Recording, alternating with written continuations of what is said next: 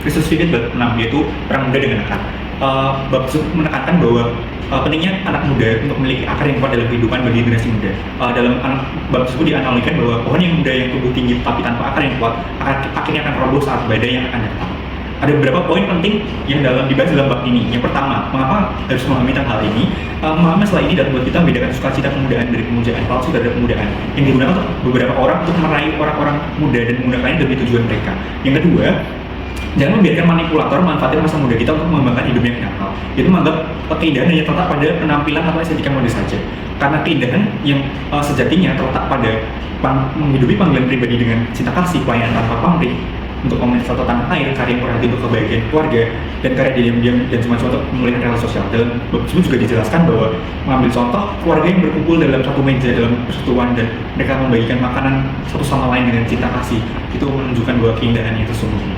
Untuk poin ketiga adalah berhati-hati terhadap manipulator dan ideologi yang mengabaikan sejarah, tidak menghargai atau mengabaikan pengalaman orang tua, dan memandang rendah masa lalu dan hanya melihat masa depan. Hal tersebut itu merupakan strategi manipulatif untuk mengendalikan pikiran dan tindakan kita.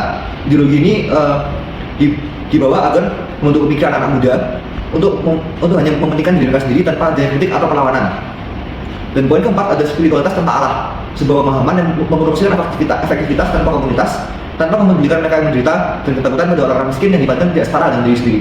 Pemahaman ini mengklaim bahwa masa depan surgawi akan selalu tertunda lebih lanjut. Dan jangan dikuasai oleh ideologi seperti ini karena hanya akan menjadikan diri sebagai budak untuk hal-hal yang materialistis. Dan kelima adalah menjaga identitas agama dan budaya di tengah globalisasi. Karena globalisasi ini seringkali membawa kolonisasi budaya yang menghapus generasi muda dari adanya individualitas seperti akar budaya dan agama. Dan itulah mengapa pentingnya jangan membiarkan dirimu dicabut dari bumi. Hubungan dengan orang lanjut usia. Pentingnya hubungan antar generasi, khususnya antara kaum muda dan generasi yang lebih tua. Sinode menyatakan bahwa kaum muda cenderung kurang memperhatikan warisan masa lalu, padahal mengenali dan memanfaatkan kekayaan tersebut penting untuk pertumbuhan dan pilihan hidup mereka.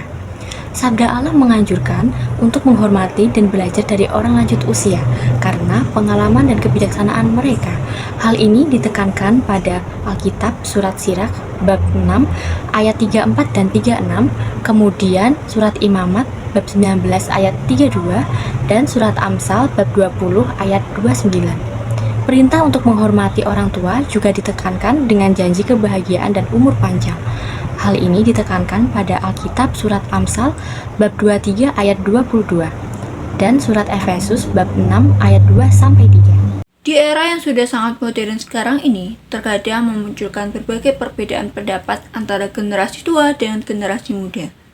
Nah, dari situ menurut Santo Basilius Agung, meskipun demikian, kaum muda tetap perlu memiliki semangat kritis dan tidak harus menyetujui semua perkataan atau tindakan generasi tua. Kemudian yang terpenting adalah keterbukaan untuk menerima kebijaksanaan yang diwariskan yang tidak seharusnya hilang karena modernitas konsumerisme. Perpecahan antar generasi dianggap berbahaya karena menghilangkan akar dan dasar masyarakat. Impian dan visi. Dalam Nubuat Yoel bab 3 ayat 1 dan juga Kisah Para Rasul bab 2 ayat 17 menjelaskan mengenai hubungan antara orang tua dan anak muda dalam terang kasih Roh Kudus dapat menghasilkan sesuatu yang luar biasa. Orang tua memiliki mimpi yang berakar pada pengalaman dan waktu, sedangkan orang muda memiliki visi yang membuka cakrawala masa depan. Jika mimpi orang tua diteruskan kepada generasi-generasi muda, maka mereka dapat melihat dan membangun masa depan dengan lebih jelas. Lalu, kenangan yang diwariskan oleh para orang tua mengandung impian yang penuh harapan dan cinta. Mimpi pertama dan terbesar berasal dari Allah sebagai yang menciptakan, yang telah memberikan kehidupan sebagai berkat yang harus diteruskan dari generasi ke generasi. Oleh karena itu, mendengarkan kisah-kisah orang tua menjadi penting, meskipun terkadang mendengarnya itu menjadi hal yang mitologis atau imajinatif. Di dalamnya terkandung kebijaksanaan yang tidak bisa diringkas dalam komunikasi instan seperti media sosial saat ini. Selanjutnya, dalam buku Kebijaksanaan Waktu, orang tua diibaratkan sebagai penjaga kenangan yang membentuk paduan suara spiritual. Menopang generasi muda dalam doa dan pujian, mereka juga memiliki peran penting dalam mengajarkan nilai-nilai kehidupan, bahwa hidup tanpa cinta adalah hampa. Kecemasan akan masa depan dapat diatasi, dan kebahagiaan sejati ditemukan dalam memberi, bukan hanya menerima. Lalu, hubungan antara generasi tua dan muda menjadi kunci dalam meneruskan warisan iman, harapan, dan kebijaksanaan.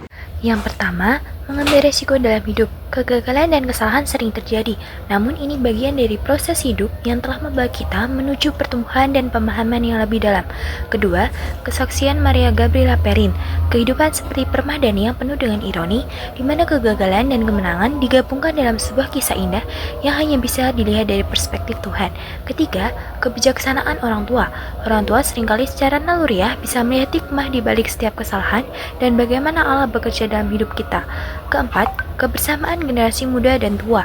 Generasi muda dan tua bisa saling menguatkan dan belajar satu sama lain, baik dari sejarah maupun dari harapan dan impian untuk masa depan. Kelima, peran kebersamaan dan kehidupan. Dengan bersatu, kita dapat memberi kekuatan satu sama lain, berbagi inspirasi, dan menemukan harapan melalui cahaya Injil. Dalam Kristus Vivit bab 6, akar-akar sebagai titik landasan yang bukan hanya menambatkan kita ke masa lalu, melainkan sebuah titik landasan untuk bertumbuh dan menanggapi tantangan yang baru. Kita sebagai manusia juga harus memperhatikan budaya dengan realisme dan cinta, serta dengan pemenuhannya yaitu dengan Injil.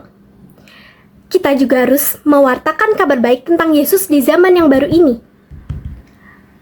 Kita juga harus mencintai waktu sekarang ini, dengan segala peluang dan resikonya. Nah, gereja sebagai sampan dapat diibaratkan sebagai dunia di mana orang yang lanjut usia menjaga arah dan orang muda mendayung dengan penuh tenaga. Kita harus mewujudkan kerjasama untuk mengusahakan dunia yang lebih baik dan didorong oleh Roh Kudus yang selalu baru tentunya.